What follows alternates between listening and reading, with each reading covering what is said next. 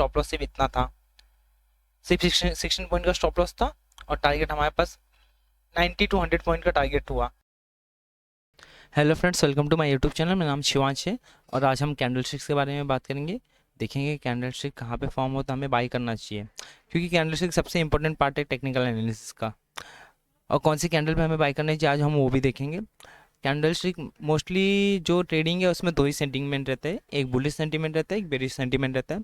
Bullish sentiment bullish candle indicate करती है और bearish sentiment bearish candle.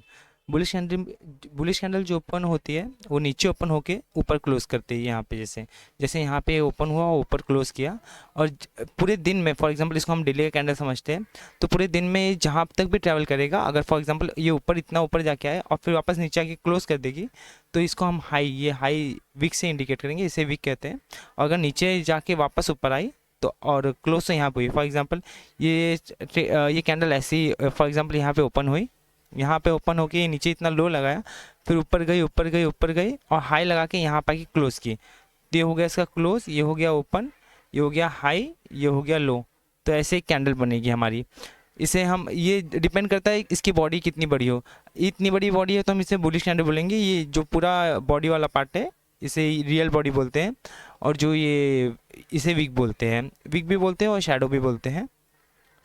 Bullish candle green candle होती है, ये नीचे ओपन होकर ऊपर क्लोज होती है। और सेकेंड है बेरिश कैंडल। बेरिश कैंडल को देखेंगे तो बेरिश कैंडल ऊपर ओपन होती है, ऊपर साइड ओपन होगी और नीचे साइड क्लोज होगी। तो ये मोस्टली बेरिश सेंटीमेंट को इंडिकेट करती है। ये ऊपर, जैसे फॉर एग्जांपल यहाँ पे ओपन हुई और ऊपर गई और फिर नीचे एकदम लो लगा के जहाँ ये यहाँ पे क्लोज हो गई, तो इसका ओपन ये हो गया, क्लोज ये हो गया, और लो हो ये हो गया, हाई हो गया, उसी को मिला कि कैंडल बनी हमारी। इसके ऊपर पार्ट को हम वीक बोलेंगे, सेम इसमें वैसे रहेगा। ऊपर पार्ट वाले पार्ट को हम वीक और शैडो कुछ भी बोल सकते हैं। ये हो गई हमारी बॉडी कैंडल की। और इसका मतलब आज मार्केट नेगेटिव सेंटीमेंट में ट्रेड कर रहा है, कुछ न्यूज़ आई होगी उसी कारण होगा। और ये उसी कारण होगा। बेरिश कैंडल के भी बहुत टाइप होते हैं। ये फुल्ली मारूबुजू कैंडल है, मतलब इसमें सेलर्स में बहुत पावर है। प्रीवियस कैंडल में देखेंगे, प्रीवियस ग्रीन कैंडल थी, वो भी बहुत बड़ी ओपन हुई।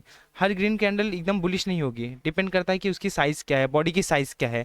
अगर बॉडी की साइज़ 80% है, जैसे इसमें देखेंगे इसकी बॉडी की साइज़ 80% है, वीक 5-5-10-10% है, तो ये बेरिश, हैवी बेरिश सेंटीमेंट है मार्केट में।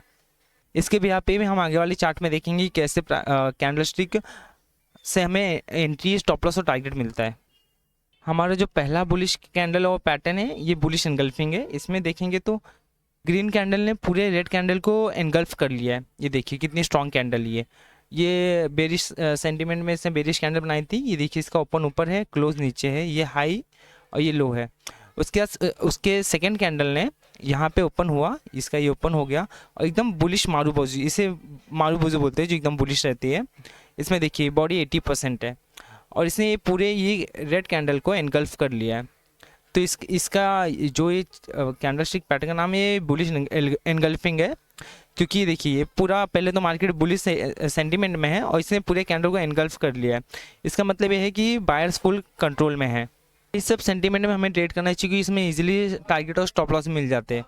अब मैं आपको नेक्स्ट इसमें दिखाता हूँ कि हम इसमें एंट्री और स्टॉप लॉस कहाँ रखेंगे।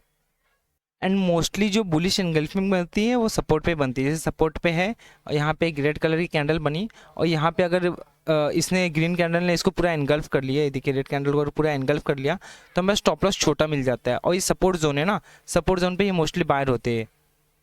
तो हम यहाँ पे हमारी जो प्रोबेबिलिटी है वो मोस्टली 80 to 90% है कि हमारे पास यहाँ टारगेट, हमारा जो कोई भी स्विंग हाई है उस पर हिट हो जाएगा और स्टॉप लॉस भी छोटा रहता है। जो हमारा सेकंड कैंडलस्टिक पैटर्न है वो बेरिश एनगल्फिंग है। बेरिश एनगल्फिंग देखेंगे तो बुलिश एनगल्फिंग का अपोजिट है। ये मोस्टली रेजिस्टेंस में बनता है। जैसे देखिए यहाँ पे रेजिस्टेंस, फॉर एग्जांपल ये रेजिस्टेंस है, तो यहाँ पे रेजिस्टेंस पर अगर ग्रीन कैंडल बनी है तो यहाँ पे सेलर्स फुल कंट्रोल में आते हैं। यहाँ पे अगर रेजिस्टेंस पे ग्रीन कैंडल बनी तो सेलर्स ने उस ग्रीन कैंडल को एनगल्फ कर लिया। ये देखिए इसका ओपन यहाँ हुआ, क्लोज यहाँ पे हुआ, और जो बेरिश कैंडल है वो यहाँ पे ओपन हुई और यहाँ पे क्लोज है। मतलब इसने पूरा रेड ग्रीन कैंडल को एनगल्फ कर लिया। एनगल्फ मतलब उसको पूरे टेक ओवर कर लिया। मतलब यहाँ सेलर्स फुल कंट्रोल में है और वो बायर्स को ऊपर जाने नहीं देना चाहते। और यहाँ पे भी हमारा एंट्री इजीली हो जाता है। ये रेजिस्टेंस पे बुलिश एनगल्फिंग सपोर्ट पे होता है और बेरिश एनगल्फिंग रेजिस्टेंस पे होता है। और ये हाई प्रोबेबिलिटी ट्रेड्स होते हैं, इन्हें हमें मिस नहीं करना चाहिए। मोस्टली ये इंपॉर्टेंट लोकेशन पे बने तो और भी अच्छा है। ये देखिए bearish candle closes below the previous candle green. ये देखिए इसका क्लोज भी इस पूरे कैंडल के नीचे हो जाता है। इसी वजह से मालूम पड़ता है कि बायर्स ने जितनी भी स्ट्रेंथ थी उसको सब सेलर्स ने कंट्रोल कर लिया है। अभी इसके ऊपर हम ट्रेड देखेंगे और हमारा स्टॉप लॉस देखेंगे कहाँ पे आएगा। ये देखिए बुलिश एंगल्फिंग का एक परफेक्ट एग्जांपल। ये स्टॉक यहाँ पे डाउन ट्रेंड में नीचे आ रहा था, यहाँ से लोअर लो लोअर हाई बनाते हुए नीचे आ रहा था, और यहाँ पे इस जोन के पास ये ग्रीन कैंडल ने ये पूरे रेड कैंडल को एनगल्फ कर लिया है। इससे हम बुलिश एनगल्फिंग कहेंगे। देखिए यहाँ पे सेलर फुल कंट्रोल में थे, लेकिन यहाँ से सेलर ने ओपन किया था, यहाँ पे क्लोज किया था, उन्होंने पूरा कंट्रोल था उनके हाथ में। लेकिन यहाँ पे बायर्स ने ओपन किया और पूरे जो प्रीवियस कैंडल का पूरा जो फ्लो था वो बायर्स ने टेक ओवर कर लिया। और फिर देखिए हमारे जो स्टॉप लॉस रहेगा वो इस वीक के नीचे रहेगा, हमारी एंट्री रहेगी इसके अबाव। जैसे ही बुलिश एनगल्फिंग कंप्लीट हो जाती है हमारी एंट्री यहीं पे हो जाएगी। जो हमारा टारगेट रहेगा वो एक पहला स्विंग रहेगा, कोई भी हम ये स्विंग ले सकते हैं, ये स्विंग, और उसके ऊपर भी जो स्विंग रहेगा उसको ले सकते हैं। मोस्टली हमें इसमें रिस्क रिवॉर्ड में काम करना है। जैसे हमारा फॉर एग्जाम्पल ये देखिए 1 रुपीज़ का स्टॉप लॉस लगा है तो हम 3 रुपीज़ का टारगेट अचीव करेंगे ही। बुलिश एनगल्फिंग में आपको एक छोटा सा स्टॉप लॉस मिल जाता है और टारगेट बड़ा मिल जाता है, और ये हाई प्रोबेबिलिटी ट्रेड्स भी होते हैं। अगर आप 10 ट्रेड लेंगे तो मोस्टली 8 ट्रेड्स आपके राइट होंगे। जैसे हम बेरिश एनगल्फिंग का भी एग्जांपल देखेंगे। देखिए बेरिश एनगल्फिंग रेजिस्टेंस पे मिली है, जैसे मैं आपको बोल रहा था। यहाँ पे रेजिस्टेंस पे मार्केट हायर लो बनाते हुए ऊपर आ रहा था, और यहाँ पे रेजिस्टेंस पे इसको ये देखिए ये पूरे 1 2 3 4 चारों कैंडल को इस एक सिंगल कैंडल ने एनगल्फ कर लिया है। और यहीं पे हमारी एंट्री बनती है। हमारा स्टॉप लॉस जो रहेगा ये वीक के अबाव रहेगा, स्टॉप लॉस यहाँ पे रहेगा, और जो टारगेट रहेगा वो देखिए पहला स्विंग यहाँ पे है और फिर दूसरा स्विंग यहाँ पे है। इसमें इजीली हमें 1:3 का रिस्क रिवॉर्ड मिलता ही मिलता है, और 10 में से 8 ट्रेड आपके कंफर्म होते हैं। ये हाई प्रोबेबिलिटी ट्रेड्स होती है लेकिन ये मोस्टली हमें रेजिस्टेंस पे मिलती है, तो हमें उसके लिए रेडी रहना चाहिए। और इसमें हमें स्टॉप लॉस में कुछ भी कम नहीं करना है, वीक के ऊपर ही रहेगा। अगर आपकी क्वांटिटी ज़्यादा हो रही है तो आप क्वांटिटी कम कर सकते हैं। नेक्स्ट हम रिवर्सल पैटर्न की बात करेंगे, जो मतलब एक ट्रेंड में रिवर्स कर देती है कोई भी। ये एक रिवर्सल कैंडल है, जैसे डोजी मतलब इनडिसीजन कैंडल।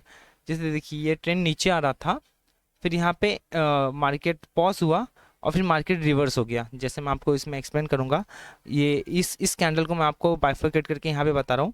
ये कैंडल यहाँ पे ओपन हुआ, फिर मार्केट नीचे गया, सेलर्स कंट्रोल में थे, फिर मार्केट वापस ऊपर आया, हाई लगाया, और जहाँ पे ओपन हुआ तो वहीं पे क्लोज हो गया। तो उसकी बॉडी जो रहेगी उतनी रहेगी इनडिसीजन, और वीक इसके रहेंगे थोड़े लंबे, बिकॉज कोई डिसीजन नहीं हो पाया, ना बायर्स जीते ना सेलर्स जीते। तो नेक्स्ट डे का मोमेंट डिसाइड करेगा कि क्या होगा। लेकिन फॉर एग्जांपल जैसे ये नीचे आ रहा है तो ये नेक्स्ट डे ऊपर ही जाएगा, क्योंकि सेलर्स में अगर पावर होता तो यहाँ से ये लोग नीचे लेके जाते, बट सेलर्स में उतनी पावर नहीं है, अब बायर्स ने कंट्रोल में लिया है। तो जिस साइड का भी स्विंग ब्रेक होगा, फॉर एग्जांपल अगर नीचे साइड का ब्रेक होता तो हम इसमें सेल की एंट्री बनाते, बट ऊपर साइड का ब्रेक हुआ है तो हम इसमें इसीलिए हमने बाई किया है। डोजी एक इनडिसीजन कैंडल को रिप्रेजेंट करता है।